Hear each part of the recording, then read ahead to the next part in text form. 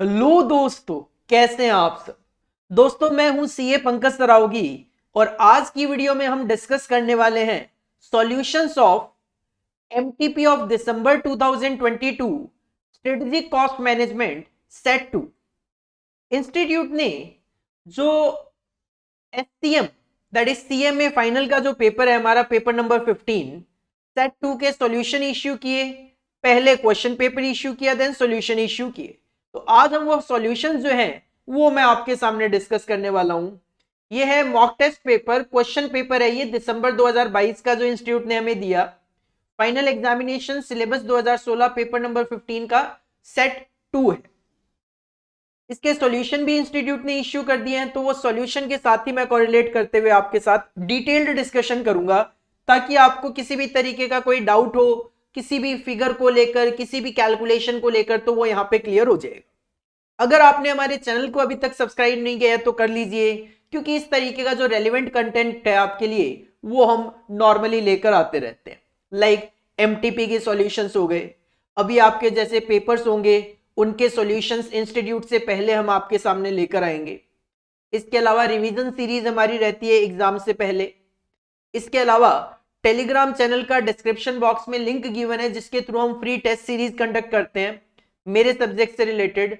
Like inter में cost accounting, financial management, management accounting, operation management and strategic management. Similarly CMA final के लिए SCM और SFM के लिए।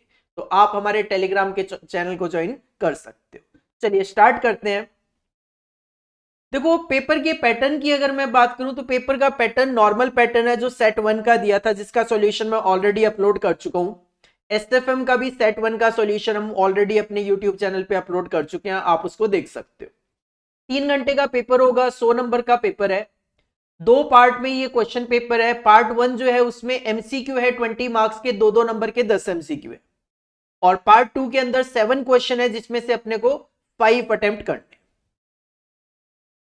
अगर हम बात करें क्वेश्चन नंबर 1 की, तो सर क्वेश्चन नंबर 1 हमारा कंपलसरी रहता है। इसके बाद जो 7 क्वेश्चन उसमें से 5 आपको अटेम्प्ट करने, तो 2 क्वेश्चन की पूरी पूरी आपको चॉइस मिल जाती है। और जो क्वेश्चन नंबर 1 होता है वो एमसीक्यू रहता है। इसमें 2-2 नंबर के 10 क्वेश्चन होते हैं। इसमें अगर मैं प्रैक्टिकल और थ्योरी पोर्शन की बात करूं तो इसमें मेनली जो है ज्यादा पोर्शन आपका प्रैक्टिकल पोर्शन रहता है। जैसे आप एमटीपी का सेट 1 देखोगे तो उसमें 18 मार्क्स का प्रैक्टिकल था, 2 नंबर का एक थ्योरी था। सिमिलरली अगर आप सेट 2 देखोगे तो सेट 2 में भी सिमिलरली 18 मार्क्स का, मतलब 9 क्वेश्चंस 2-2 मार्क्स के आपको प्रैक्टिकल गिवन है और 2 नंबर का एक थ्योरी है। इसका मतलब सर यही है। और अगर आप पास्ट एग्जामिनेशन पेपर्स भी देखोगे तो भी आप देखोगे सर, पहला जो क्वेश्चन आता है एमसीक्यू 20 मार्क्स का, उसमें एचसीएम के अंदर प्रैक्टिकल पोर्शन ही ज्यादा आता है।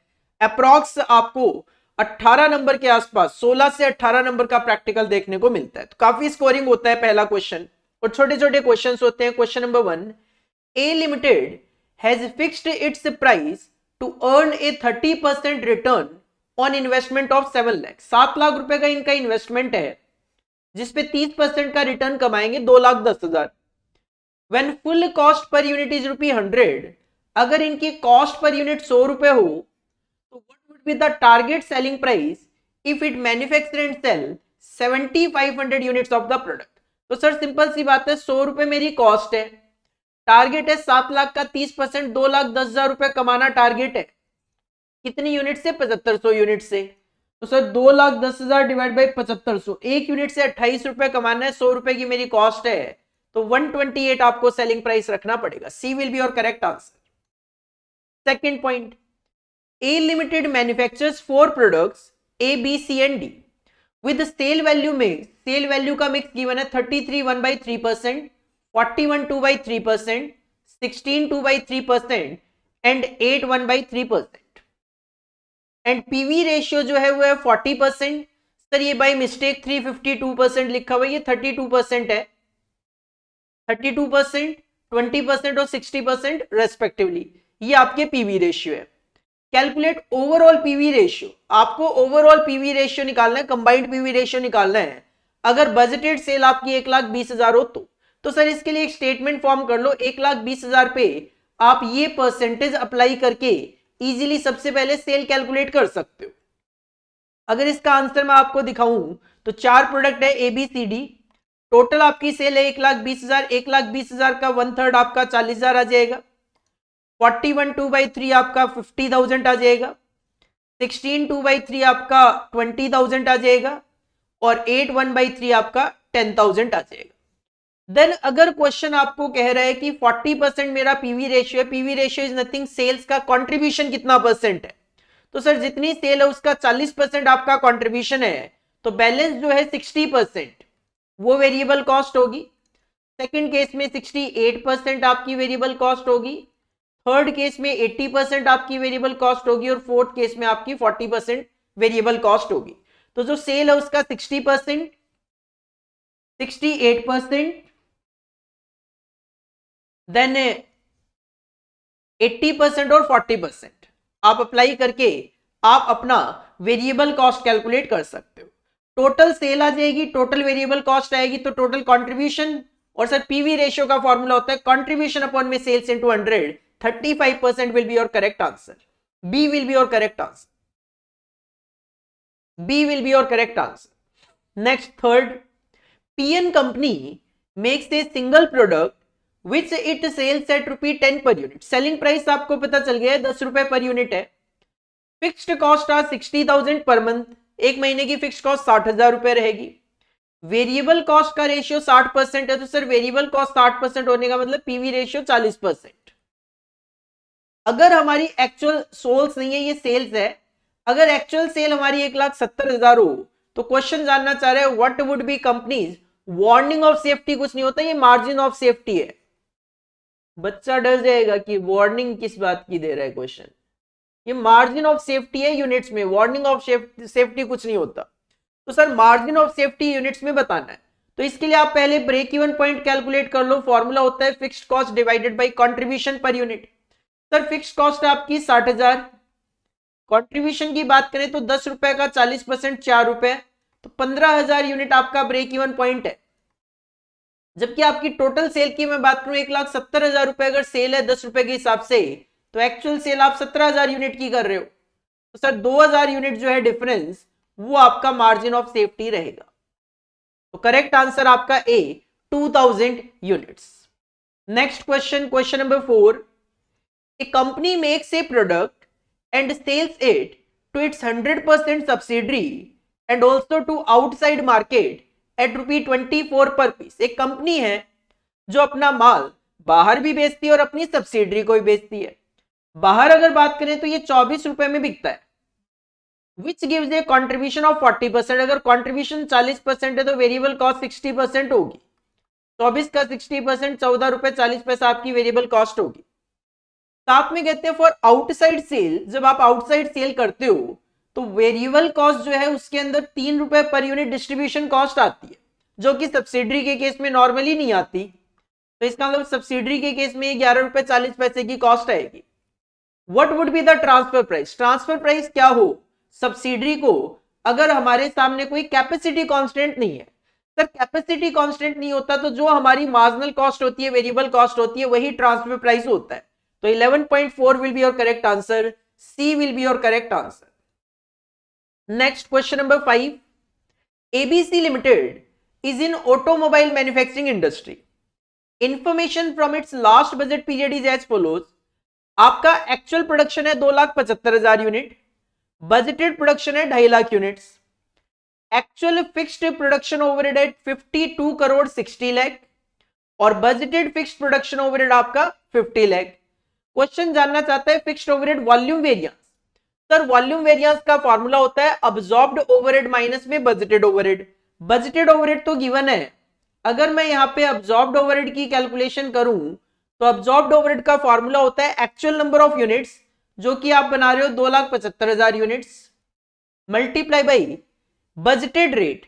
सर बजटेड रेट निकाल लो, 50 crore divided by 2.5 lakh, 50 crore divided by 2.5 lakh, तो सर ये आता है 2,000 का रेट। तो अब्सॉर्ब जो आप कर पाओगे, अब्सॉर्ब आप कर पाओगे 55 करोड़, 55 करोड़ अब्सॉर्ब्ड है, बजटेड आपका 50 करोड़, तो 5 करोड़ फेवरेबल आपका 5 करोड़ फेवरेबल आपका वॉल्यूम वेरिएंस होगा। फेवरेबल 5 करोड़ की मैं बात करूं तो बी और सी दोनों में, इसका मतलब बी या सी में से आंसर होगा। आगे कहते हैं expenditure variance. Sir expenditure variance का फॉर्मूला होता है बजटेड माइनस एक्चुअल। बजटेड और एक्चुअल दोनों अपने पास गिवन है। 50 करोड़ में से 52 करोड़ 60 लाख माइनस करें तो 2 करोड़ 60 लाख एडवर्स आएगा। तो 2 करोड़ 60 लाख एडवर्स आएगा, तो C will be your final answer. C will be your final answer.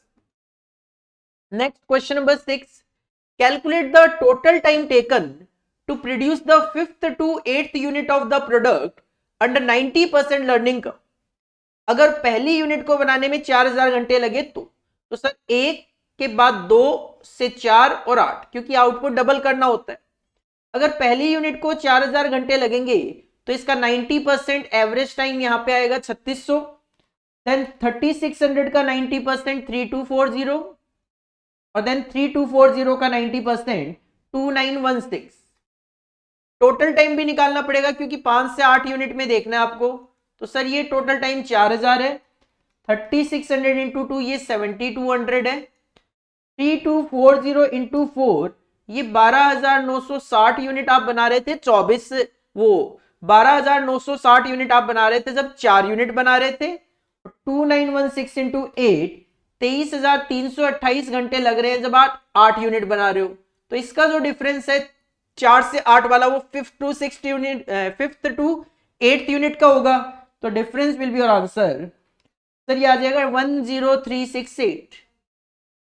10368 D will be your correct answer. D will be your correct answer. Seventh, AB company is a supermarket group that incur the following cost: bought in price of the good, inventory finance cost, self refilling cost, और cost of repacking और pack out prior to storage before sale। कहते हैं AB company calculating of DPP, direct product profit, ये calculate करते हैं। तो इसके अंदर कौन कौन सी कॉस्ट इंक्लूड होगी? तो सर ये चारों कॉस्ट इंक्लूड होती है। तो इसका जो आंसर होगा वो डी होगा, all of the above. D will be your correct answer, all of the above.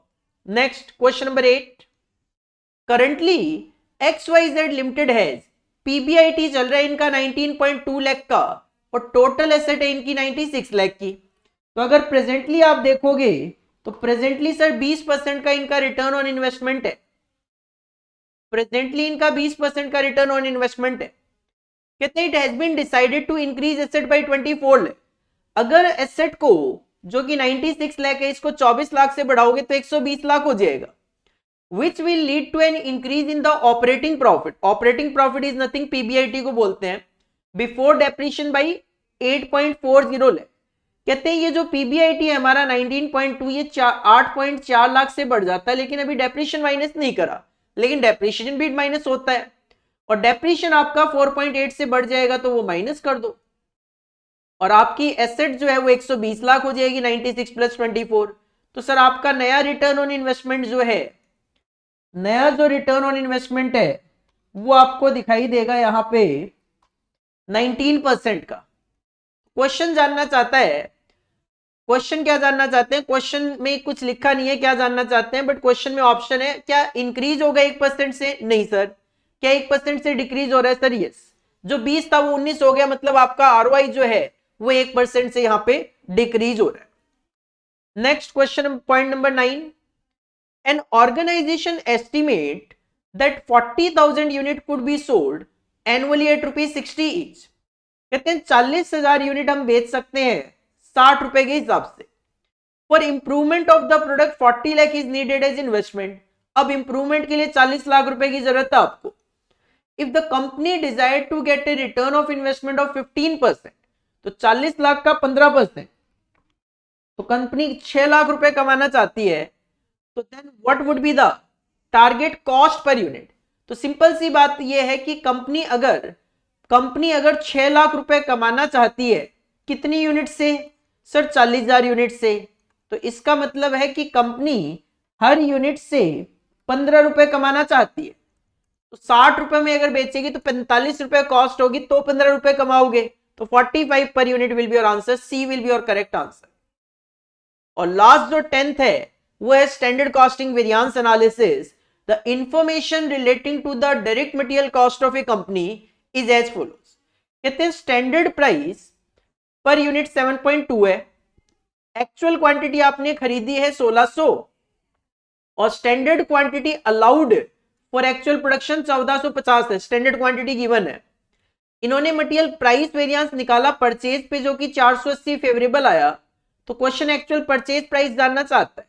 तो सर इसके लिए प्राइस वेरिएंस का फॉर्मूला अप्लाई हो जाएगा, स्टैंडर्ड प्राइस जो कि गिवन है 7.2 माइनस एक्चुअल प्राइस आप निकालना चाहते हो, multiply by actual quantity purchase आएगा, क्योंकि परचेज के अकॉर्डिंगली गिवन है जो कि 1600 है, और ये आपका कैलकुलेट होके आ रहा है 480 पॉजिटिव में। तो सर इसका आप अगर एपी निकालेंगे तो 480 डिवाइड बाई 1600 और ये इधर आकर माइनस 7.2, तो 6.9 will be your answer. Actual price आपका कैलकुलेट होके आएगा 6.9, D will be your correct answer, D will be your correct answer. तो ये 10 एमसीक्यू आते हैं इस तरीके के जिसमें आप 9 एमसीक्यू तक, 8 से 9 एमसीक्यू आप एक्सपेक्ट कर सकते हो। सर प्रैक्टिकल रहेंगे, एक आध थ्योरी पोर्शन आता है इसके अंदर। तो ये काफी स्कोरिंग क्वेश्चन होता है क्वेश्चन नंबर 1। 20 नंबर में से अगर आपके बेसिक कॉन्सेप्ट क्लियर हैं एसटीएम को लेकर तो आप इजीली इसमें 18 में से 18 नंबर प्रैक्टिकल में लेकर आ सकते हो। अगर आपने थोड़ा बिट क्वेश्चन बुकलेट वगैरह भी पढ़ी हुई है तो ये 2 नंबर का क्वेश्चन भी इजीली अटेम्प्ट आप कर लोगे। बिट क्वेश्चन बुकलेट की अगर मैं बात करूं, बिट क्वेश्चन बुकलेट में प्रैक्टिकल थ्योरी दोनों है, और जो बिट क्वेश्चन की बुकलेट इंस्टीट्यूट ने इश्यू करी हुई है 98 क्वेश्चन है उसमें टोटलिटी में, उस सारे के सारे हमने ऑलरेडी विद सॉल्यूशन यूट्यूब पे अपलोड कर रखे हैं, आप उस वीडियो को भी देख सकते हो। सर इसके बाद आगे बढ़े तो जो पार्ट 2 आता है, अब सब्जेक्टिव डिस्क्रिप्टिव पेपर है आगे का। कहते हैं पार्ट 2 जो है, answer any 5 questions from question number 2 to 8। 2 to 8 में 7 क्वेश्चंस बन गए आपके, उन 7 में से आपको 5 अटेम्प्ट करने हैं और ईच क्वेश्चन कैरी 16 मार्क्स। तो सर ठीक है, 20 नंबर का एमसीक्यू आपने अटेम्प्ट कर लिया है, तो अब आपको 16-16 नंबर के 5 क्वेश्चन अटेम्प्ट करने। लेकिन हर क्वेश्चन में आपको पार्ट्स मिल जाते हैं, मेनली 2-2 पार्ट मिल जाते हैं। आप अगर देखोगे तो क्वेश्चन नंबर 2 में 2 पार्ट है, क्वेश्चन नंबर 3 में 2 पार्ट है, हर क्वेश्चन में नॉर्मली आपको 2-2 पार्ट देखने को मिल जाते हैं। हर क्वेश्चन में आपको मेनली 2-2 पार्ट, और लास्ट जो क्वेश्चन होता है थ्योरी उसमें आपको 5 पार्ट दिए हुए होते हैं जिसमें से आपको 4 अटेम्प्ट करने होते हैं। और इसमें भी अगर मैं बात करूं तो मेनली जो है वो प्रैक्टिकल पोर्शन रहता है। हाँ, एक 6 नंबर का आपको थ्योरी क्वेश्चन मैंडेटली अटेम्प्ट करना पड़ जाता है। अगर आपका प्रैक्टिकल स्ट्रांग है तो मैं यही सजेस्ट करता हूं आप प्रैक्टिकल करो, थ्योरी वगैरह पे कोशिश मत करो हाथ मारने की। हाँ, जो मैंडेटरी थ्योरी है उसको तो अटेम्प्ट करना ही करना है अपने को, क्योंकि थ्योरी में देखो पूरे में से पूरे मार्क्स आना काफी मुश्किल रहता है। तो बेटर ये है कि आप प्रैक्टिकल क्वेश्चंस पे कंसंट्रेट करो। सर क्वेश्चन नंबर 2 से अगर हम स्टार्ट करें तो क्वेश्चन नंबर 2 का जो ए पार्ट है ये है आपका थ्रूपुट कॉस्टिंग का question. A Limited engaged in manufacturing of 3 products. एक कंपनी है ए लिमिटेड जो 3 प्रोडक्ट्स बनाती है, and details of these 3 products are given below. Product के नाम है XYZ, ठीक है। सेलिंग प्राइस दे दिया आपको, मटेरियल और अदर वेरिएबल कॉस्ट दे दी, तो आप इजीली इसको माइनस करके अपना कंट्रीब्यूशन निकाल पाओगे। साथ में आपको बोटलनेक रिसोर्स टाइम दे दिया मिनट्स में, एक्स को बनाने में और वाई को बनाने में 15-15 मिनट लगते हैं, जबकि जेड को बनाने में 20 मिनट लगते हैं। कहते हैं बजटेड जो फैक्ट्री कॉस्ट है वो है 2,21,600 और बॉटलनेक रिसोर्स टाइम जो अवेलेबल है वो है 75,120 मिनट पर पीरियड। तो अगर आपको कॉस्ट पर मिनट निकालनी हो तो आप 2,21,600 डिवाइड बाई 75,120 करके 1 मिनट की कॉस्ट कैलकुलेट कर सकते हो, जो कि आपकी 2.95 आ जाएगी। क्वेश्चन क्या चाहता है, कहते हैं कंपनी अडॉप्टेड थ्रूपुट अकाउंटिंग, ठीक है, and products are ranked according to product return per minute. कहते हैं कंपनी क्या करती है, प्रोडक्ट की रिटर्न पर मिनट निकालती है और उसके अकॉर्डिंगली रैंकिंग देती है। तो select the highest rank product. तो सर सिंपल है, सेलिंग प्राइस में से material and variable cost minus करके आपका थ्रूपुट कंट्रीब्यूशन रिटर्न आ जाएगी, उस रिटर्न को टाइम से डिवाइड करोगे तो रिटर्न पर मिनट आ जाएगी, और जिसका रिटर्न पर मिनट हाईएस्ट होगा वो बताना है आपको। तो अगर 2 का ए का आंसर मैं दिखाऊं आपको तो काफी इजी है। सेलिंग प्राइस में से वेरिएबल कॉस्ट जो क्वेश्चन में गिवन है वो माइनस करोगे, थ्रूपुट कंट्रीब्यूशन आ जाएगा और उसको मिनट से डिवाइड करोगे तो कंट्रीब्यूशन पर मिनट आ गया। सबसे ज्यादा वाई का है, इसको रैंकिंग 1 दे दी, देन एक्स है रैंकिंग 2, देन जेड है रैंकिंग 3। इसके बाद सेकंड पॉइंट कहते हैं find out throughput accounting ratio. Sir TA ratio निकालना और इस पे कमेंट करना है। तो टीए रेशियो अगर आपको निकालना है तो आप ऑलरेडी कंट्रीब्यूशन तो निकाल ही चुके हो, फैक्ट्री कॉस्ट पर मिनट भी निकाल लो जो मैंने निकलवाई थी आपको 2.95 आई थी, 221,600 डिवाइड बाई 75,120 करके। तो सर ये फैक्ट्री कॉस्ट पर मिनट निकाल ली, तो जो कंट्रीब्यूशन पर मिनट निकाला था आपने 2.8 डिवाइड कर दो इसको फैक्ट्री कॉस्ट पर मिनट से, तो आपको टीए रेशियो मिल जाएंगे सबके। टीए रेशियो सबसे ज्यादा किसका है सर? वाई का, फिर एक्स का, फिर जेड का। तो कमेंट बोला है तो कमेंट कर दो कि सर प्रोडक्ट वाई जो है वो सबसे ज्यादा कंट्रीब्यूशन हमें दे रहा है इन कंपैरिजन विद एक्स और जेड। तो अगर आपको एक प्रोडक्ट के लिए जाना हो तो वाई के लिए जाओ, सीक्वेंशियली जाना है तो पहले वाई के लिए, देन रिसोर्सेज बच गए एक्स बनाओ, देन कुछ रिसोर्सेज बच गए तो आप जेड बना सकते हो। तो ये एक छोटा सा क्वेश्चन ही था। वेटेज इसकी ठीक है 8 नंबर की है, क्योंकि एग्जाम में जब आप अपने हाथ से करोगे 8 मिनट आपको लग जाएंगे।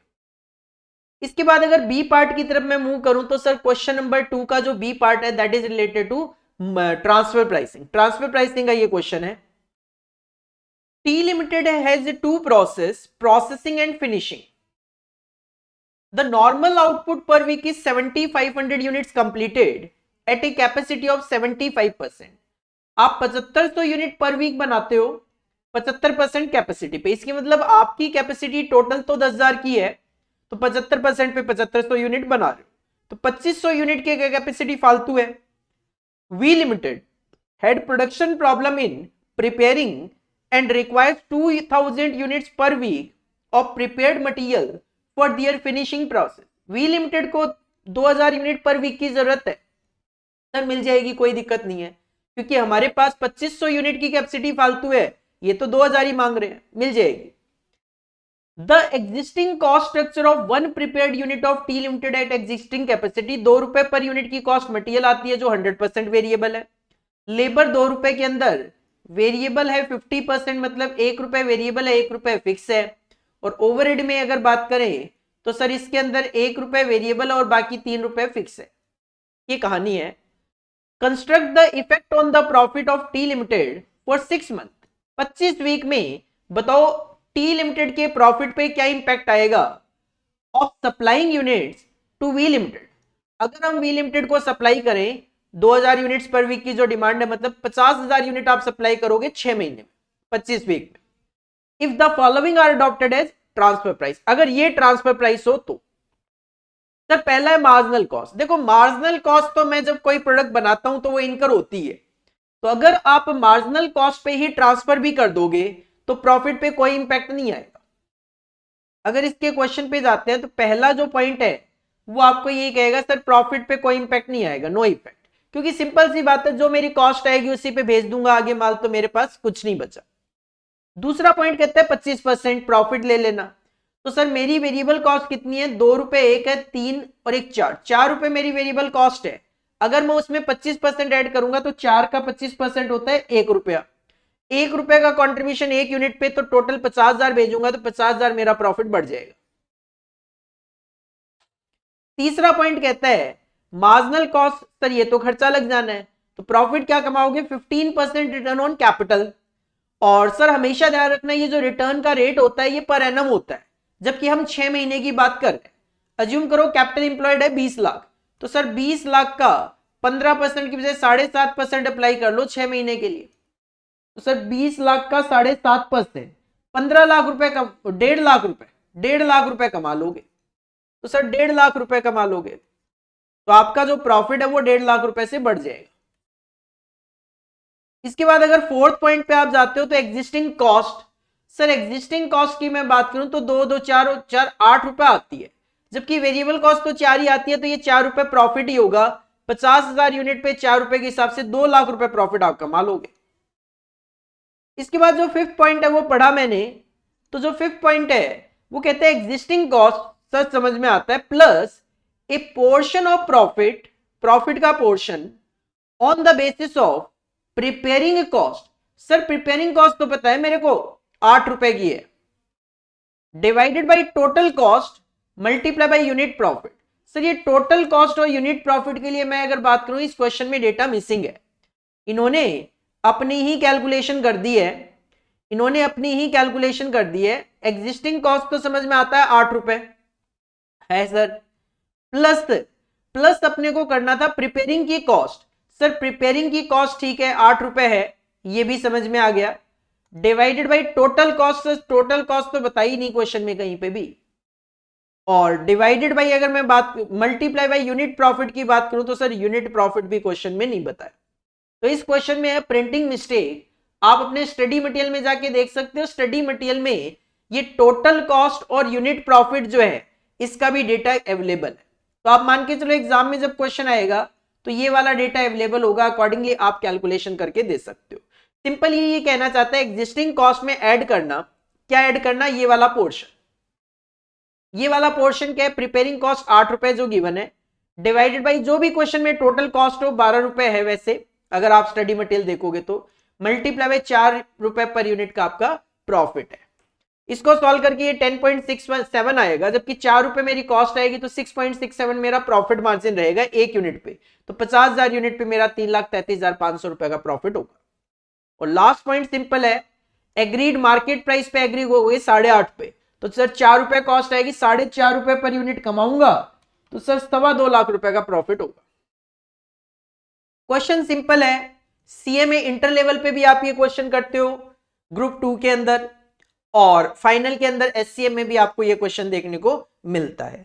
तो ये क्वेश्चन आप इजीली कर लोगे एग्जाम में अगर इस तरीके का क्वेश्चन आता है तो, क्योंकि ये क्वेश्चन आपने ऑलरेडी प्रैक्टिस करा हुआ होता है। इसके बाद अगर आगे बढ़े तो क्वेश्चन नंबर 3 की तरफ, तो सर क्वेश्चन नंबर 3A जो है, क्वेश्चन नंबर 3A जो है ये ऑप्टिमम प्रोडक्ट मिक्स का क्वेश्चन है। एबीसी लिमिटेड प्रोड्यूसेस 3 प्रोडक्ट बनाती है कंपनी, कॉस्ट डेटा ये है, मटेरियल दे दिया। इसमें भी देखो प्रिंटिंग मिस्टेक है, क्वेश्चन ऑलरेडी मैंने पढ़ा था, इसमें भी क्वेश्चन और आंसर जो है उसमें काफी ज्यादा डिफरेंस है, बट फिर भी जितना पॉसिबल है मैं आपको समझाता हूँ। ये डायरेक्ट मटेरियल की कॉस्ट गिवन है, ये डायरेक्ट लेबर की कॉस्ट गिवन है, फिर यहाँ पे 15-15-20 बता दिया, जबकि यहाँ पे ऐसा कुछ लिखा हुआ नहीं था। 15-15-20 मुझे देखो क्या लगता है मैं बताऊं, तो ऊपर ये जो थ्रूपुट वाला क्वेश्चन था इसमें ये 15-15-20 बता रहे थे, तो ये गलती से मेरे हिसाब से यहाँ पे कॉपी हो गया होगा, ये गलती से यहाँ पे क्या है कॉपी हो गया होगा, मुझे ये लगता है। इसके अलावा अगर मैं बात करूं तो शायद ऊपर का ही जो डेटा था, ये वाला जो डेटा था ना, ये वाला डेटा ही नीचे गलती से इन्होंने कॉपी कर दिया, तो इसमें है मिस्टेक है, मतलब आप देखोगे ये सेम डेटा कॉपी कर दिया, लेकिन इंटेंशनली नहीं करा, ये गलती से हो गया है। ठीक है, तो मैं दिखाता हूं आपको इसका सॉल्यूशन किस तरीके से फ्रेम किया इन्होंने, ये इरेज नहीं करता अभी, किस तरीके से फ्रेमिंग की और क्या गलती हुई है इनकी तरफ से दिखाता हूं मैं। प्रिंटिंग मिस्टेक है, ये डायरेक्ट मटेरियल डायरेक्ट लेबर दिया, ये क्या है नहीं बताया इस क्वेश्चन में। ठीक है, साथ में आपको बोला कि 3 डिपार्टमेंट में काम होता है, ये रेट पर आवर दे दिया और घंटे बता दिए। तो सर यहां से आप इजीली लेबर की कॉस्ट निकाल सकते हो। हमें ऊपर जो डायरेक्ट लेबर गिवन है इसकी जरूरत भी नहीं है, नीचे लेबर की कॉस्ट बहुत इजीली मैं निकाल लूंगा, 18 × 5, 5 × 6, 10 × 4 करके मैं निकाल लूंगा कैलकुलेशन अपने प्रोडक्ट की कॉस्ट, जो भी प्रोडक्ट XYZ है इनकी कॉस्ट। सर फिक्स कॉस्ट है 4 लाख रुपए की। क्वेश्चन कहता है the budget was prepared at a time when market was sluggish. जब मार्केट थोड़ा डाउन है उस टाइम पे बजट बनाया गया, तो बजटेड क्वांटिटी और सेलिंग प्राइस ये डिसाइड किए गए, ये सब डिसाइड हुआ।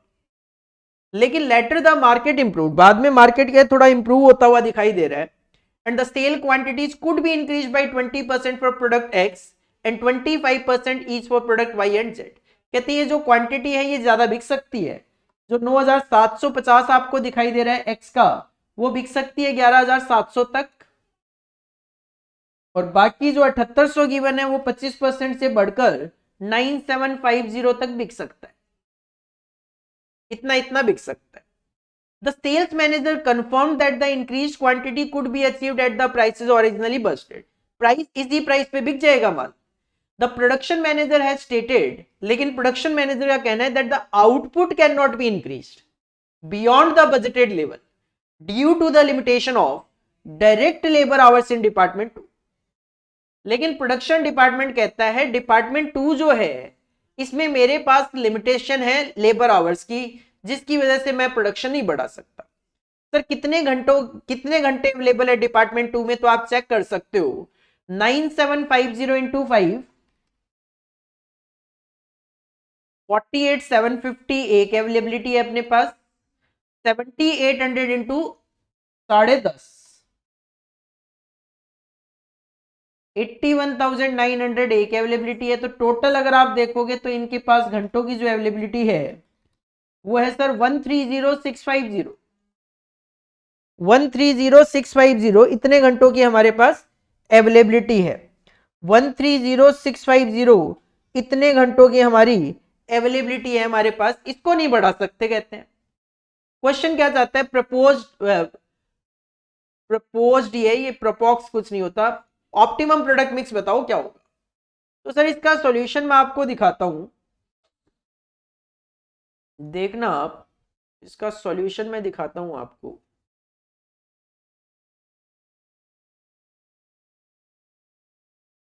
ये क्वेश्चन पेपर था, सॉल्यूशन आपको यहां दिखाई देगा। तो क्वेश्चन देखो, हमें पता है कि सर ऑप्टिमम प्रोडक्ट मिक्स में सबसे पहले कंट्रीब्यूशन पर यूनिट निकलता है। बजटेड क्वांटिटी ठीक है, कोई दिक्कत नहीं है सर, जो क्वेश्चन में थी दिखाई दे रही है। सेलिंग प्राइस की अगर मैं बात करूं सर, सेलिंग प्राइस में भी कोई दिक्कत नहीं है, 270 280 400 गिवन था। इसके बाद वेरिएबल कॉस्ट पर यूनिट आप इसमें से माइनस करते हो। अब वेरिएबल कॉस्ट पर यूनिट की जब बात आई तो डायरेक्ट मटेरियल लिखा 64 152 117। तब मुझे नहीं समझ में आता ये कहां से आया 64 152 और 117। एक्चुअल में ये जो फिगर है यहां पे ये है प्रिंटिंग मिस्टेक। ये फिगर होनी चाहिए 64 152 और 117। इसके बाद जो लेबर है, लेबर मैं आपको कैलकुलेट करवा देता हूं। सर प्रोडक्ट एक्स को बनाने में 18 इंटू 5 90 रुपए, 5 इंटू 6 30 रुपए, 10 इंटू 4 40 रुपए, 10 इंटू 5 50 रुपए, 4 इंटू 6 24 रुपए, 5 इंटू 4 20 रुपए, 20 इंटू 5 100 रुपए, 6.5 इंटू 6 39 और 20 इंटू 4 80 रुपए। सर लेबर की कॉस्ट तो डेटा गिवन था तो इजीली कैलकुलेट हो ही जाएगा। 9 3 12 और 4 16 160 94 219 ये कैलकुलेट हो जाएगा, इसमें कोई दिक्कत नहीं है। इसके बाद वेरिएबल ओवरहेड भी बताया 16 और 9 24। सर 16 9 24 वेरिएबल ओवरहेड की मैं बात करूं तो ये जो यहां पे लिखा हुआ है 16 9 और 24 ये वेरिएबल ओवरहेड है, ये वेरिएबल ओवरहेड की कॉस्ट है। तो एक्चुअल में ये जो डेटा है ऊपर वाला, ये वाला टेबल में जो डेटा था ये ऊपर वाला ही कॉपी पेस्ट कर दिया गलती से। तो ये मटेरियल की फिगर मैंने कुछ आंसर में से देखी है, बाकी यहां पे कुछ लिखा हुआ नहीं था, ये वेरिएबल ओवरहेड है, लेबर आप कैलकुलेट कर सकते हो। तो अकॉर्डिंगली आप कंट्रीब्यूशन पर यूनिट पे पहुंच जाते हो। और सर हमारे पास लिमिटेशन है डिपार्टमेंट 2 के आवर्स की, तो डिपार्टमेंट 2 के आवर्स से डिवाइड कर दो 5 4 और 6.5 से, तो आपको कंट्रीब्यूशन पर आवर पता चल जाएगा। कंट्रीब्यूशन पर यूनिट को जब आवर्स से डिवाइड करोगे तो कंट्रीब्यूशन पर आवर पता चल जाएगा, जिसमें सबसे ज्यादा वाई का है तो रैंकिंग 1 इसकी, सेकंड रैंकिंग आ जाएगी जेड की, देन आप बनाओगे एक्स। तो सबसे पहले आप वाई बनाओगे, सबसे पहले आप वाई बनाओगे। तो सर वाई कितना बना के बेचना है अपने को, तो क्वेश्चन है 7800 यूनिट बनाकर बेचनी है, बेच दो। 7800 यूनिट बनाओगे, एक यूनिट को बनाने के लिए 4 घंटे लगेंगे, तो सर 31,200 आवर्स लगेंगे। अच्छा यहां पे ध्यान देना, क्वेश्चन ने कहा था कि हम थोड़ा बढ़ाकर बेच सकते हैं एक्स वाई जेड, तो एक्स आप 11,700 बेच सकते हो, वाई जेड 9,750 यूनिट तक बेच सकते हो। तो वाई 9,750 बनाएंगे, 9,750 इंटू 4 तो 39,000 घंटे सर इसमें लग जाएंगे। अभी भी मेरे पास टोटल कितने आवर्स थे सर? मेरे पास टोटल जो अवेलेबिलिटी थी आवर्स की वो 1,30,650 घंटों की अवेलेबिलिटी है। तो अभी है मेरे पास आवर, तो मैं जेड बनाऊंगा। जेड बनाऊंगा 9,750 यूनिट। एक यूनिट को बनाने के लिए 6.5 घंटे लगते हैं। तो सर ये मैं बना लूंगा 63375 आवर्स में। मेरे पास टोटल 1,30,600 1,30,650 घंटे थे, उसमें 39,000 घंटे लग गए वाई के लिए और 63375 आवर्स लग गए इसके लिए। तो बच गए 28275 आवर्स बच गए। सर एक्स की एक यूनिट को बनाने में 5 घंटे लगते हैं, तो आप 5655 यूनिट बना दोगे और इसको मल्टीप्लाई कर लो नंबर ऑफ यूनिट्स को कंट्रीब्यूशन पर यूनिट से, तो आपको ये टोटल कंट्रीब्यूशन मिल जाएगा। फिक्स कॉस्ट माइनस करके आपको टोटल प्रॉफिट मिल जाएगा। इस तरीके से आप इसका क्वेश्चन दे सकते हो। तो ऑप्टिमम प्रोडक्ट मिक्स भी बनाना हो, साथ में आपको प्रॉफिट भी बताना था। 12 नंबर का क्वेश्चन है, अच्छी वेटेज है, पर ठीक है टाइम लगेगा आपको 15 से 20 मिनट इस क्वेश्चन को करने में। जब एग्जाम में लिख लिख के करोगे 15 मिनट तो लग ही जाएंगे। और 12 नंबर अगर आते हैं 15 मिनट में, कोई बुराई नहीं है, बुराई नहीं की क्या, बहुत अच्छी बात है। इसके बाद अगर बी पॉइंट की बात करें तो सर बी एक थियोरिटिकल पॉइंट भी है, प्रैक्टिकल भी आप इसको बोल सकते हो। कहते हैं company is engaged in manufacturing, 3 product बनाती है, find out the profitability of product. Sir data तो कुछ है नहीं, तो थियोरिटिकल आंसर आप देख सकते हो। अगर सेल पोटेंशियल यूनिट्स में लिमिटेड होता है तो कंट्रीब्यूशन पर यूनिट के बेसिस पे डिसीजन दिया जाता है। तो आप बी में लिख सकते हो कि कंट्रीब्यूशन पर यूनिट के बेसिस पे डिसीजन दिया जाएगा। ये बी का आंसर ही है। पॉइंट नंबर 1 में यूनिट कंट्रीब्यूशन के बेसिस पे प्रॉफिटेबिलिटी निकलती है। अगर सेल पोटेंशियल वैल्यू में लिमिटेड होती है तो पीवी रेशियो को हेल्प ली जाती है। चौथा, अगर रॉ मटेरियल सप्लाई की लिमिटेशन होती है तो कंट्रीब्यूशन पर केजी ऑफ रॉ मटेरियल निकाला जाता है। और अगर production capacity machine our limited होती है तो सर कंट्रीब्यूशन पर मशीन आवर निकाला जाता है। तो ये थ्योरेटिकल क्वेश्चन है, ठीक है, तो आंसर उसके अकॉर्डिंगली ही आपने दिए। बट थ्योरेटिकल भी नहीं बोलूंगा, ये तो जब आप ऑप्टिमम प्रोडक्ट मिक्स पढ़ते हो तो प्रैक्टिकल पोर्शन में चीज कवर हो जाती है। तो क्वेश्चन नंबर सेकंड जो था और थर्ड जो था वो दोनों ही मैं ये कहूंगा 16-16 नंबर के प्योर प्रैक्टिकली आप मान के चलो। 3 के बी पार्ट को भी थ्योरी मत मानो। तो सर क्वेश्चन नंबर 2 और 3 आपको अटेम्प्ट करना चाहिए एग्जाम में। इसके बाद जब क्वेश्चन नंबर 4 पे आप जाते हो तो इसमें एक 6 नंबर का थ्योरी अटैच है, लेकिन सर क्वेश्चन नंबर 5 में भी एक 6 नंबर का थ्योरी अटैच है और क्वेश्चन नंबर 8 तो पूरा ही थ्योरी है। तो क्वेश्चन नंबर 4 और 5 जो है इन दोनों में से आपको एक क्वेश्चन पिक करना चाहिए। एग्जाम पॉइंट ऑफ व्यू से मैं बात करूं जो आपको इजी लग रहा हो, क्योंकि 6 नंबर की थ्योरी तो आपको अटेम्प्ट करनी ही करनी पड़ेगी। साथ में से जब 5 क्वेश्चन आप चॉइस के लिए जाओगे और मेरे सजेशन के अकॉर्डिंगली अगर हम जाएं तो सर थियोरिटिकल क्वेश्चन नंबर 8 मैं अटेम्प्ट नहीं करूंगा। 8 नहीं अटेम्प्ट करूंगा तो 4 और 5 में से एक क्वेश्चन मैं छोड़ सकता हूं, एक छोड़ दो लेकिन एक तो अटेम्प्ट करना पड़ेगा। मतलब 6 नंबर की थ्योरी आपको अटेम्प्ट करनी पड़ेगी। जो आपको ठीक लगेगी सर ये मेरे को ज्यादा बेटर तरीके से आता है वो आप कर सकते हो। इसके बाद आगे बढ़े क्वेश्चन नंबर 4 की तरफ। तो क्वेश्चन नंबर 4 का जो ए पार्ट है that is from variance analysis standard costing का क्वेश्चन है, जिसकी वेटेज आप देख सकते हो 10 नंबर की वेटेज है सर। अच्छा क्वेश्चन है, आपके स्टडी मटेरियल में एज इट इज क्वेश्चन है, वहीं से इन्होंने पिक किया है। A company manufacturing a special type of fencing tile जिसका साइज है 12 inch into 8 inch into 1/2 inch, used a system of standard costing. The standard mix of the compound used for making the tiles is 1200 kg material a rate बता दिया, 500 kg B 60 पैसे के हिसाब से, 800 kg material सी 70 पैसा के हिसाब से।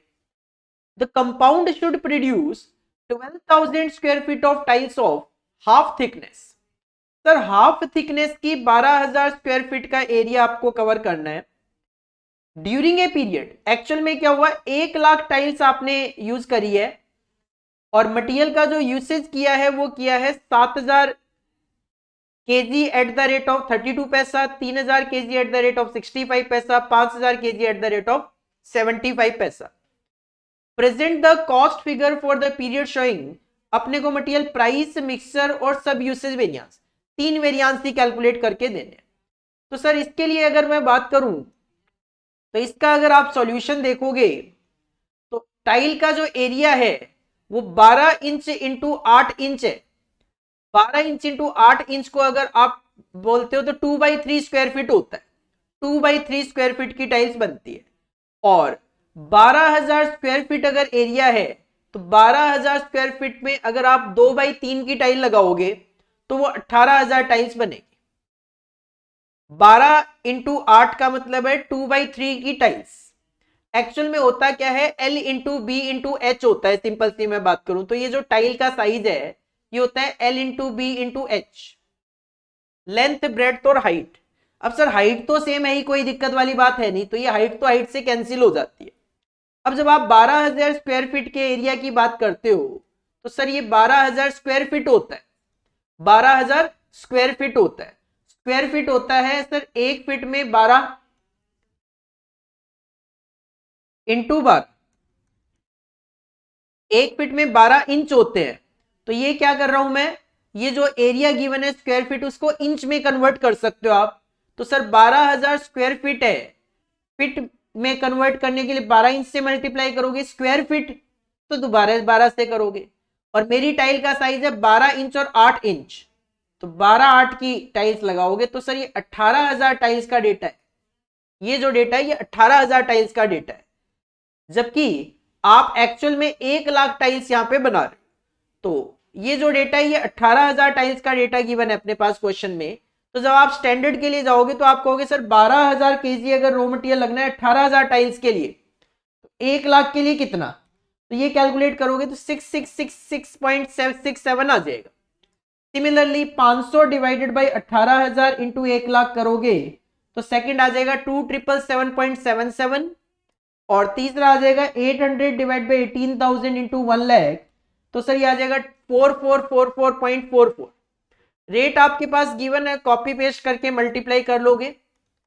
एक्चुअल डेटा आपके पास क्वेश्चन में गिवन ही है, कॉपी पेस्ट करना है।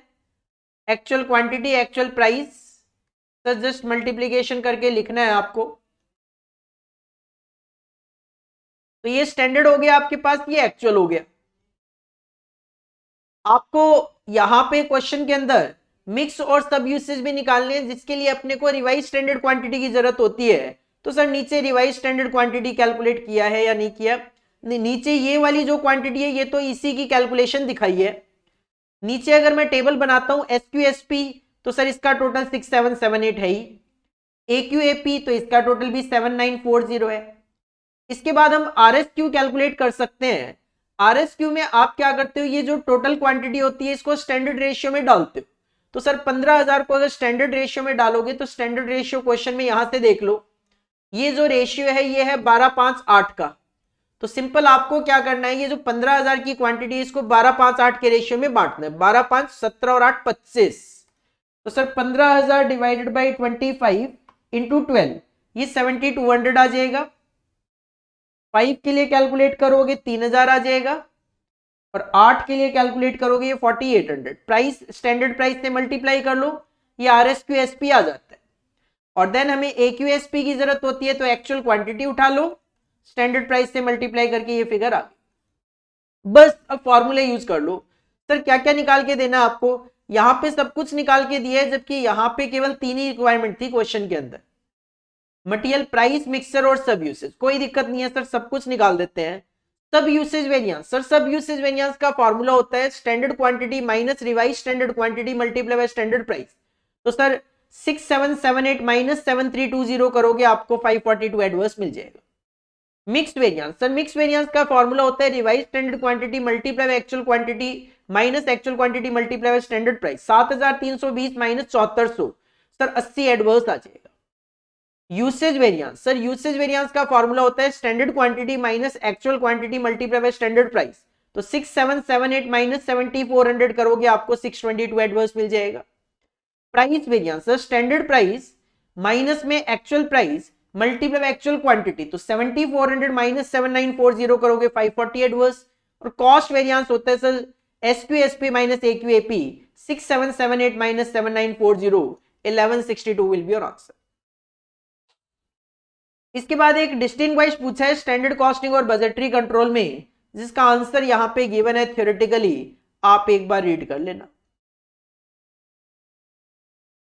इसके बाद अगर आगे बढ़ते हैं तो नेक्स्ट क्वेश्चन आता है क्वेश्चन नंबर 5A, और ये जो क्वेश्चन नंबर 5A है sir, this is from transfer price.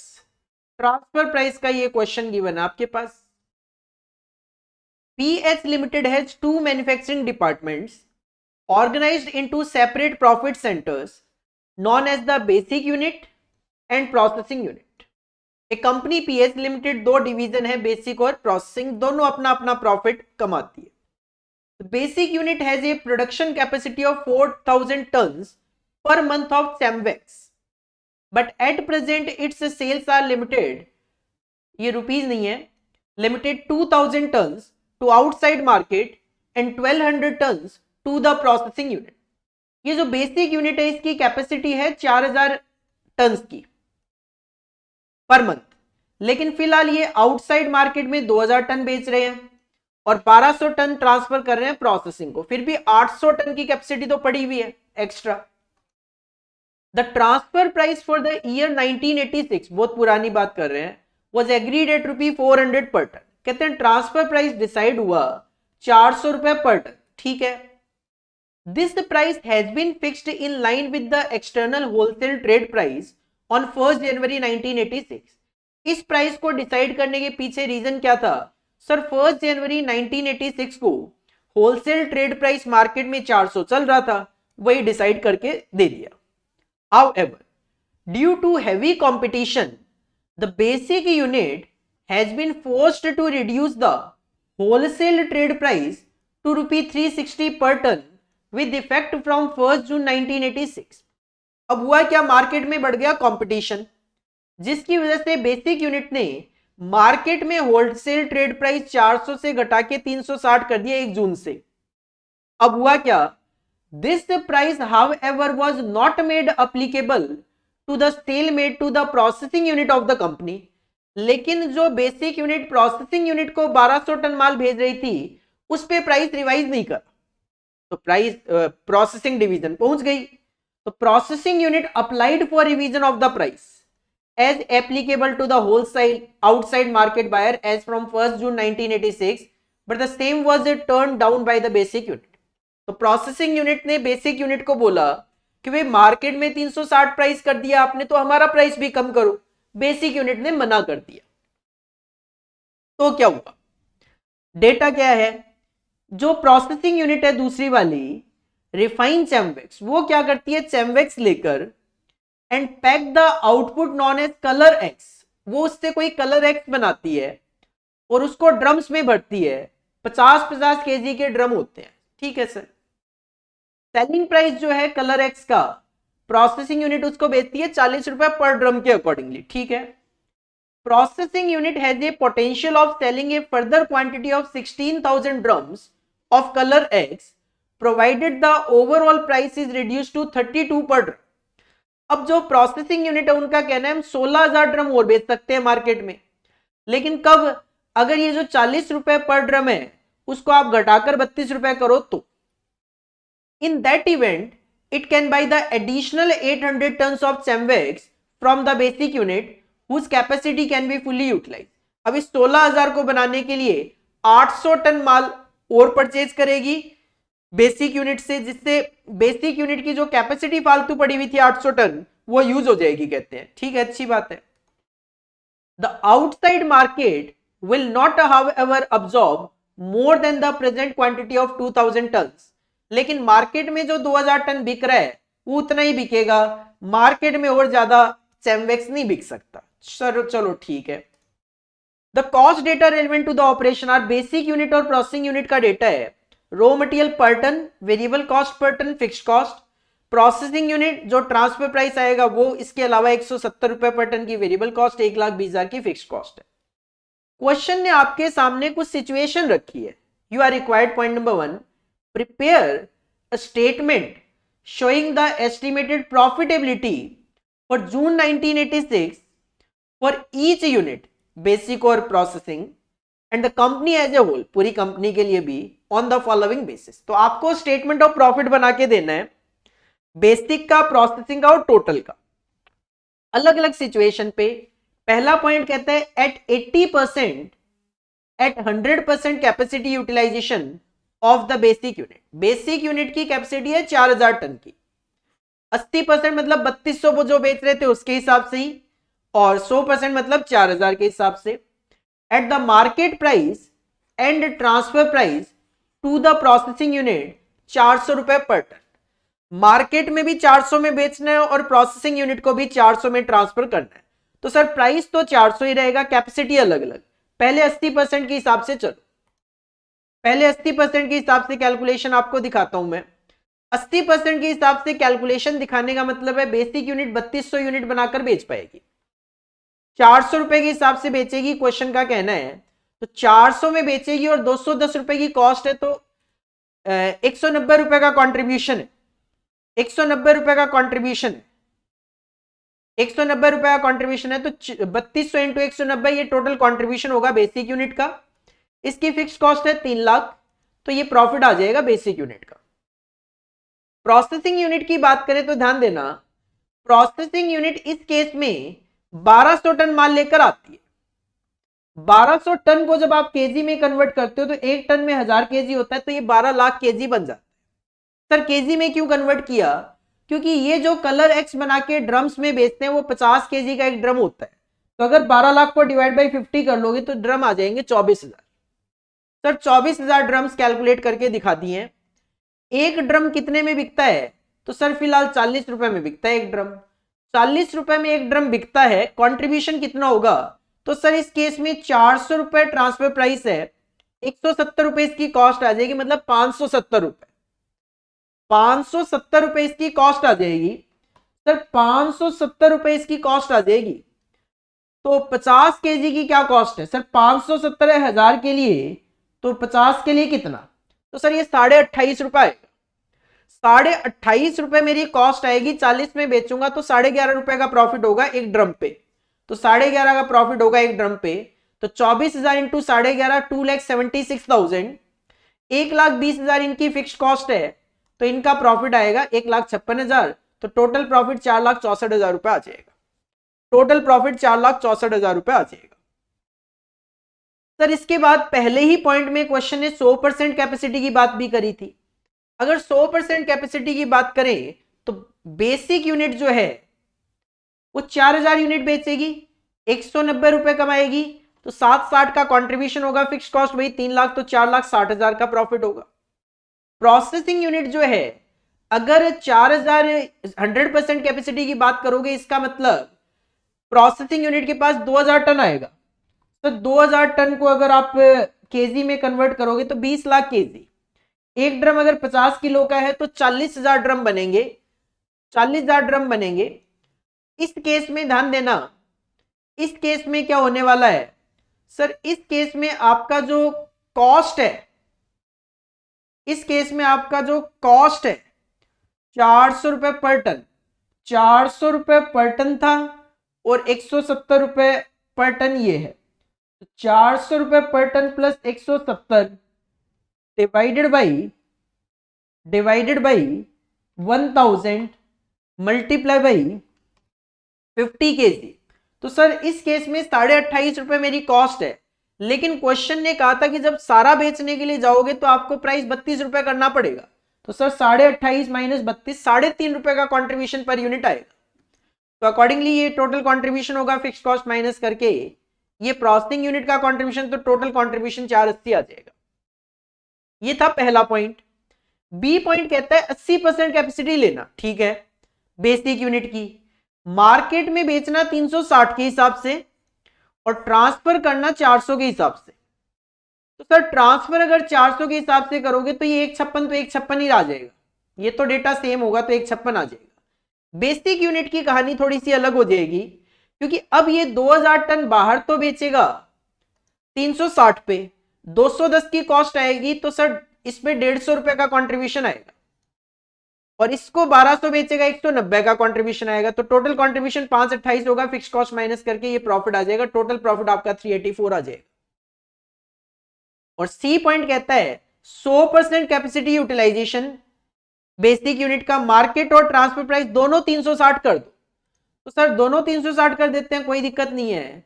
तो ये वाली जो क्वांटिटी है ये तो सेम आ जाएगी, लेकिन अब क्या होगा, अब कंट्रीब्यूशन में चेंजेस आएंगे। इसका कंट्रीब्यूशन हर यूनिट से 150, तो सर 6 लाख में से फिक्स कॉस्ट माइनस करके प्रॉफिट आ गया। ये बनाएंगे 40,000, कमाएंगे कितना, तो सर अब 360 रुपए का ट्रांसफर प्राइस है, तो 360 प्लस 170 रुपए की वेरिएबल कॉस्ट, 530 की कॉस्ट है 1000 केजी के लिए, तो 50 के लिए 26.5 रुपए की कॉस्ट आएगी। 32 में बेचोगे तो 5.5 रुपए का कंट्रीब्यूशन आएगा एक ड्रम से। Total contribution fix cost minus करके प्रॉफिट, तो total profit 4 lakh, total profit 4 lakh. Second point कहता है कमेंट कर दो।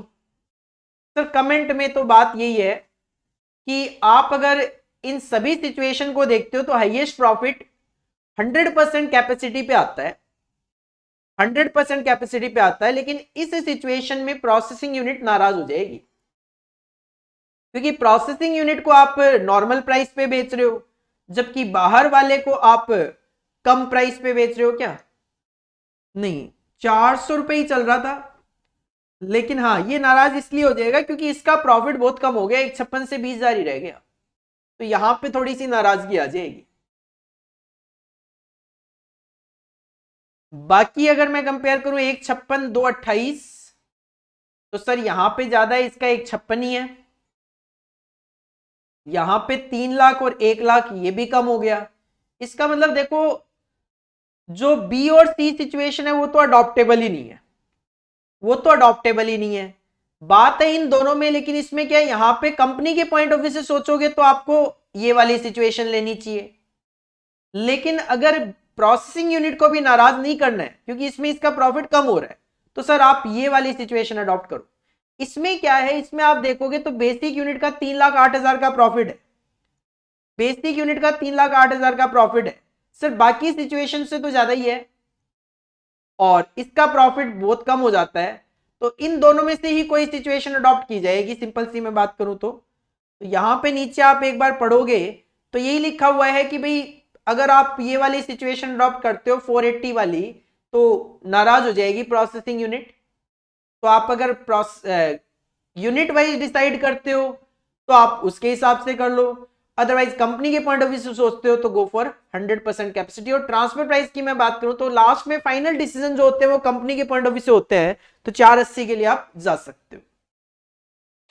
तो लिखा हुआ है कि जो 480 वाली पॉलिसी है वो अट्रैक्टिव नहीं होगी प्रोसेसिंग यूनिट के लिए, बट कंपनी के पॉइंट ऑफ व्यू से वही बेनिफिशियल होगी। इसके बाद 5B में आपसे लिमिटेशंस और एडवांटेजेस पूछे गए हैं एक्टिविटी बेस्ड कॉस्टिंग के। आंसर इंस्टीट्यूट ने दे दिया है आपको, पॉइंट्स हैं 6, वो आप यहाँ पे मेंशन कर सकते हो। लिमिटेशंस के 4 पॉइंट है और एडवांटेजेस के आपके 7 पॉइंट है, बट पूरे लिखने जरूरी नहीं है। 6 नंबर की वेटेज में आप 4-4 पॉइंट दोनों में लिख दोगे, मोर देन सफिशिएंट है। इसके बाद अगर और आगे बढ़े क्वेश्चन नंबर 6 की तरफ, तो सर क्वेश्चन नंबर 6 है सिमुलेशन का। क्वेश्चन नंबर 6A है सिमुलेशन का और क्वेश्चन नंबर 6B जो है वो है ट्रांसपोर्टेशन का question. In a village dispensary patients are treated by a doctor on a first come first serve basis. जो पेशेंट पहले आएगा उसको पहले सर्विस मिलेगी।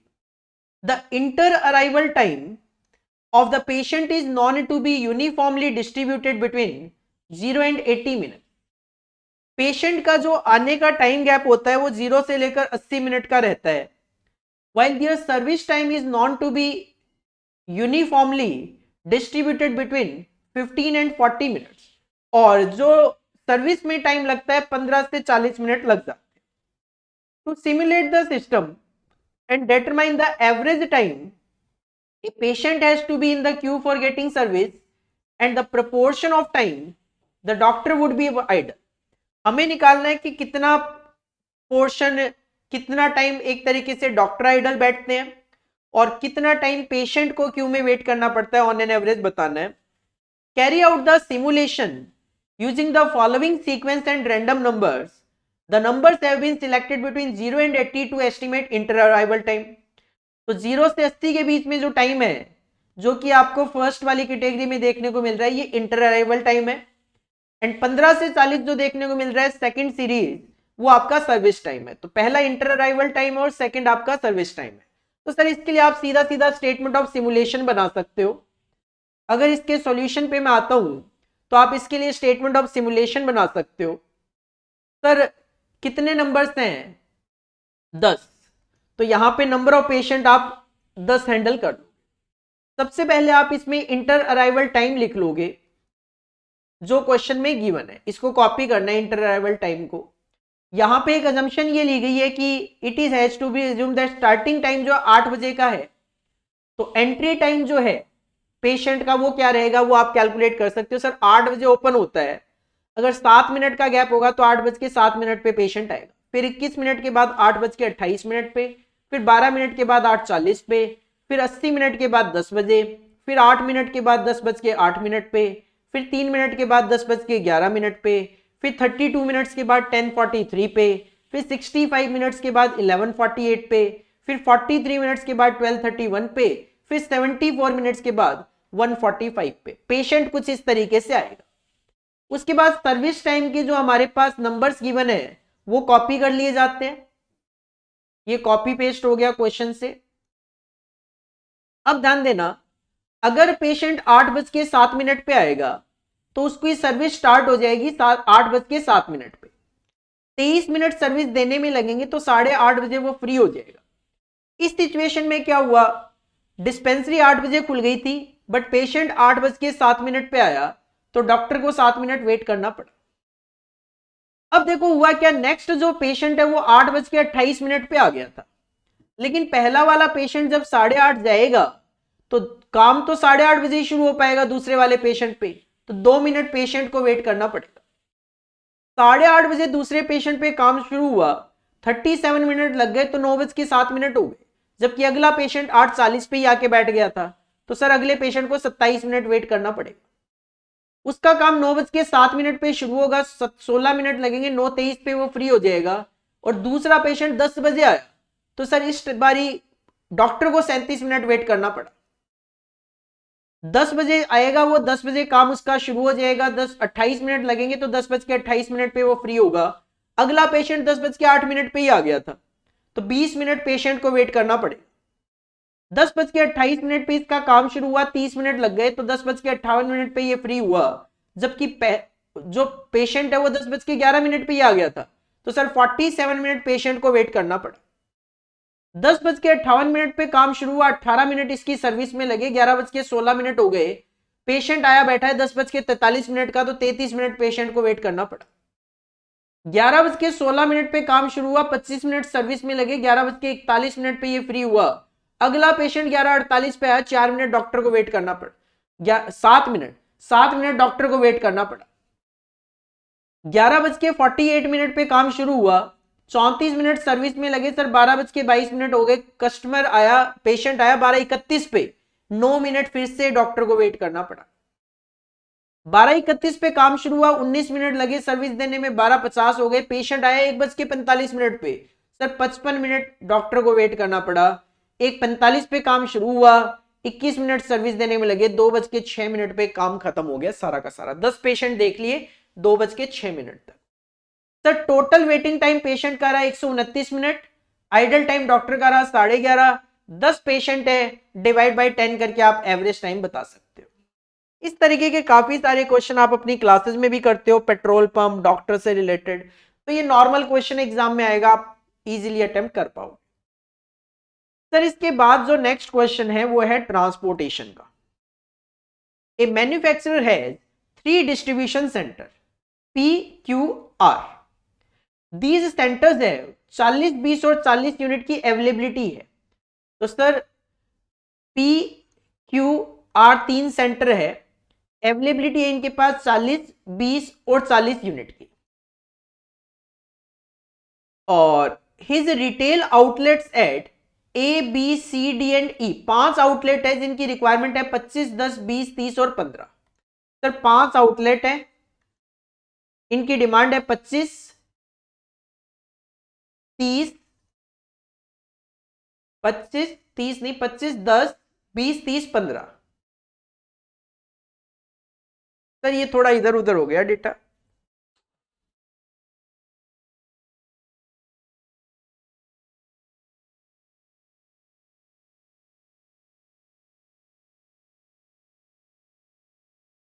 25, 10, 20, 30 और 15 ऐसे है ये। The transport cost in rupee per unit between each centre and each outlet is given in the following table. ये कॉस्ट गिवन है जो यहां पे कॉपी पेस्ट हो जाती है।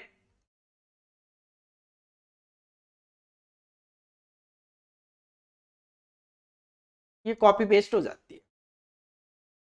देन आप क्या करते हो, आप पेनल्टीज निकालते हो। आप पेनल्टीज निकालते हो रो वाइज और कॉलम वाइज, जिसके लिए आप टू स्मॉलेस्ट कॉस्ट देखते हो। जैसे एक दो रो में करवा देता हूं। फर्स्ट रो में आप देखोगे सर लीस्ट जो है, लीस्ट है 30 और 40, तो सर 10 का डिफरेंस आ जाएगा। ये पेनल्टीज निकाल रहे हैं यहां पे। सिमिलरली सेकंड रो में आप देखोगे टू लीस्ट फिगर्स 30 और 35 है, तो 5 की पेनल्टी। और थर्ड में लीस्ट फिगर है 30 और 35, तो 5 की penalty. Same penalties column wise भी निकलती है। सर कॉलम वाइज है 35 और 40, तो 5 की पेनल्टी। 30 और 30 तो 0 की पेनल्टी। सी में 40 और 95 तो 55 की पेनल्टी। और डी में 35 और 45 10 की पेनल्टी। और ई में 30 और 40 10 की पेनल्टी। और जहां पे हाईएस्ट पेनल्टी होती है जैसे 55 है, तो उस कॉलम या रो में जहां पे मिनिमम कॉस्ट होती है वहां पे अलॉटमेंट हो जाता है। जैसे मिनिमम कॉस्ट यहाँ पे 40 है, तो यहाँ पे अलॉटमेंट हो जाता है। कितनी यूनिट्स का, तो चेक कर लेते हैं कि अवेलेबिलिटी है 40 की, रिक्वायरमेंट है 20 की, तो विच एवर इज लोअर, तो सर 20 अलॉट कर दी जाती है। यहाँ पे 20 अलॉट कर दी जाती है। तो जब 20 अलॉट हो जाएगी तो ये हो जाएगी 0, और यहाँ पे 40 की क्वांटिटी अवेलेबल थी, वो हो जाएगी 20। बस सिमिलर आपको हर एक रो और कॉलम में करके कैलकुलेशन करते रहना है। फिर उसके बाद यूआई वीजे चेक किए जाते हैं। यूआई वीजे कैलकुलेट करते रहो। यूआई वीजे कैलकुलेट करके जब तक डेल्टा आई जे आपके सारे के सारे पॉजिटिव ना आ जाए, तब तक आपको कैलकुलेशन करते रहना होता है। और जब सारे के सारे डेल्टा आई जे जो है वो ग्रेटर देन और इक्वल टू 0 आ जाए, तो उस सिचुएशन में वो हमारा ऑप्टिमम सॉल्यूशन होता है और आप फाइनल आंसर यहां पे दे सकते हो। ये आप ट्रांसपोर्ट का क्वेश्चन जो है वो करके देख लेना, क्योंकि ट्रांसपोर्ट और असाइनमेंट के जो क्वेश्चंस होते हैं उनको सॉल्व्ड आंसर से देखना मुश्किल होता है। तो मैं हमेशा ये सजेस्ट करता हूं कि जो भी स्टेप्स हैं ट्रांसपोर्टेशन के, उनको अप्लाई करके आप ट्रांसपोर्ट और असाइनमेंट के क्वेश्चंस खुद सॉल्व करके देखो, तभी और तभी आपको अंडरस्टैंडिंग बनती है।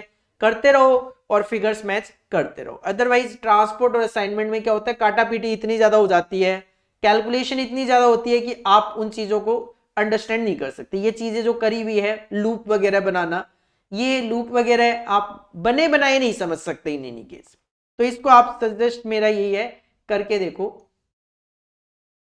इसके बाद नेक्स्ट क्वेश्चन पे मैं मूव करूं तो क्वेश्चन नंबर 7 सिंपल क्वेश्चन है सर, नेटवर्क डायग्राम का क्वेश्चन है। कहते हैं ABC an automobile company prepared a design of its latest model for which various activities are adopted as follows. ये एक्टिविटीज है ए से लेकर के तक, और डिस्क्रिप्शन बताया एक्टिविटी का जिसकी हमारे लिए कोई रेलेवेंसी नहीं होती। ये प्रीसीडिंग एक्टिविटीज है। तो सर ठीक है, ए सबसे पहली एक्टिविटी है, तो अगर इसका आप डायग्राम बनाओगे तो सबसे पहले एक एक्टिविटी आएगी ए। सबसे पहले एक एक्टिविटी आएगी ए। सॉल्यूशन वाले पार्ट पे चलते हैं। सबसे पहले एक एक्टिविटी हो जाएगी सर ए। देन आपको ए से दो एक्टिविटी निकालनी है। आपको ए से बी और सी पे जाना है, तो सर ए से दो एक्टिविटी निकाल दो, बी और सी। इसके बाद सी से डी, सर सी एक्टिविटी से डी एक्टिविटी निकल जाएगी। और बी और सी से मिक्सअप निकालना है ई, तो सर बी और सी से मिक्सअप निकालना है ई, तो आप सी को इधर ले जाओ, मिक्सअप कर दो, यहां से निकालोगे तो ये ई एक्टिविटी दोनों से आ। देन डी और ई से एफ निकालना है, तो सर ये डी है ये ई है, तो फिर से इस एक्टिविटी को इधर ले जाओ और यहां से जी निकाल दो। जी निकालना था या एफ निकालना था? डी और ई से एफ निकालना था। तो सर डी और ई से एफ निकालना है, तो ऊपर से नीचे की तरफ आप एरो लेकर आओगे और यहां से ये एफ एक्टिविटी आ जाएगी। ई से आपको जी पे जाना है, तो ई से आप जी निकाल दो। ये दोनों तरफ एरो का जो पॉइंट लगा हुआ ये गलत है, ये ऐसे ही एरो बनना चाहिए। सिमिलरली ये वाला जो एरो है ये आपका ऐसे ही दिखना चाहिए, क्योंकि इससे कंफ्यूजन होता है किससे कहां से कहां जा रहे हो आप। ई से जी, सर ई से जी एक्टिविटी बना दी।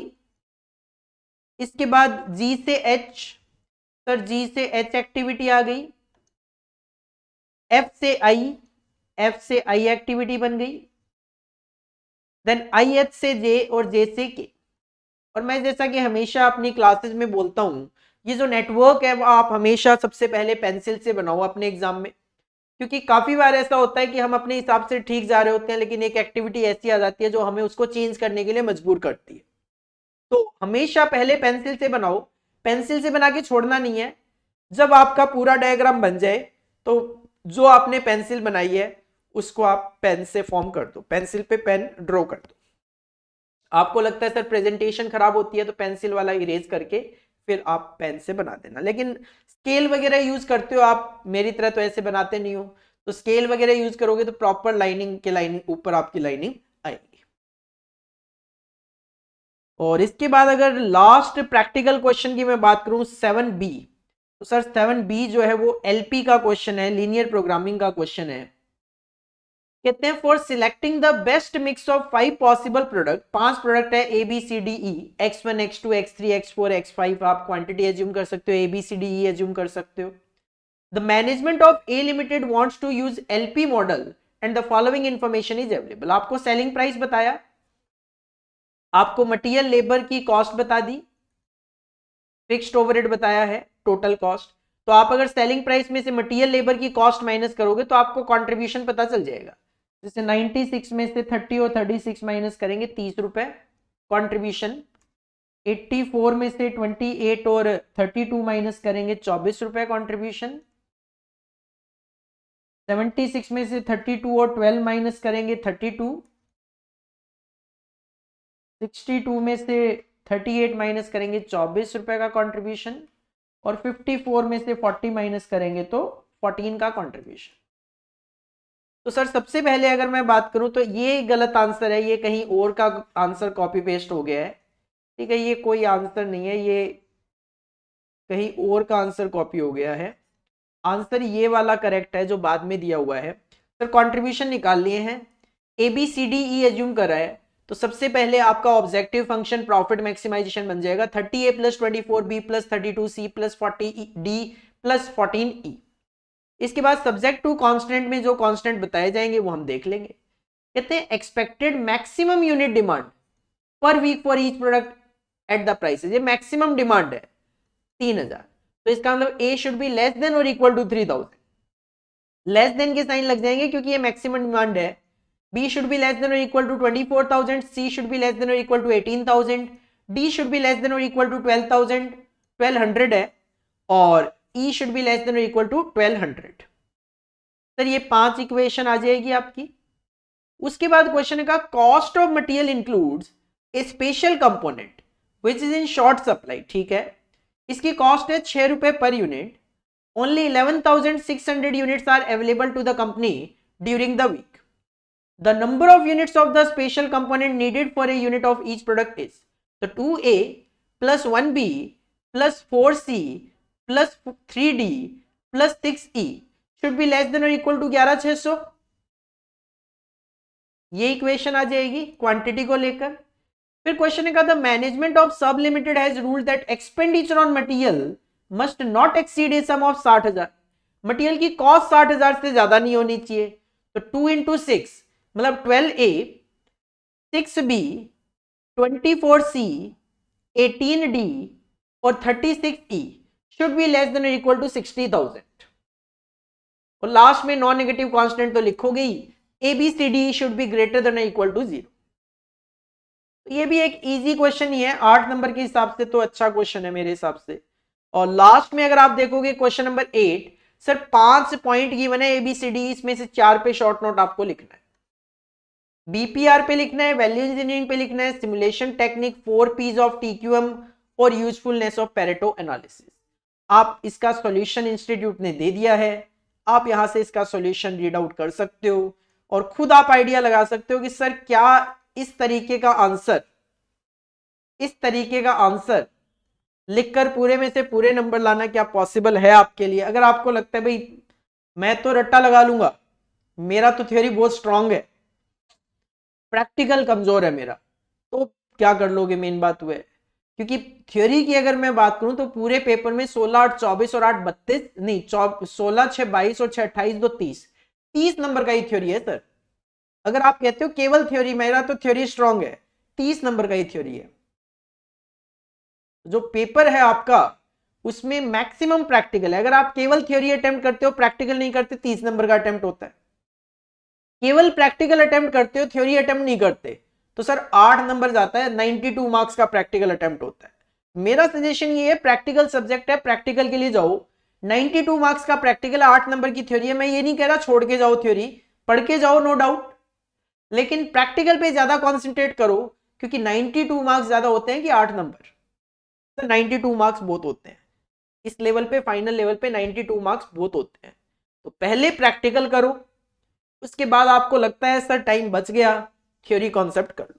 हालांकि हमने अपने क्लासेस में, जो वीडियो क्लासेस हमारे बच्चे लेते हैं उनको पता है, हमने थ्योरी प्लस प्रैक्टिकल दोनों 100% कवरेज कर रखी है अपने नोट्स के अंदर और वीडियोस के अंदर। बट फिर भी मैं हमेशा बच्चों को कहता हूं, बेटा पढ़ लो सब कुछ जब आपके पास टाइम है तब, लेकिन जब एग्जाम से पहले रिवीजन की बात आती है, और मेनली अगर मैं बात करूं 1 डे बिफोर एग्जामिनेशन जब आप रिवीजन कर रहे हो, थ्योरी को हाथ भी मत लगाओ, प्रैक्टिकल पे कंसंट्रेट करो, क्योंकि 92 मार्क्स की प्रिपरेशन अपने को पहले करनी है। पहले आप 92 का कर लो, जब वो कंप्लीट हो जाए उसके बाद 8 नंबर के लिए थ्योरी के लिए आप जितना पढ़ना चाहो पढ़ सकते हो।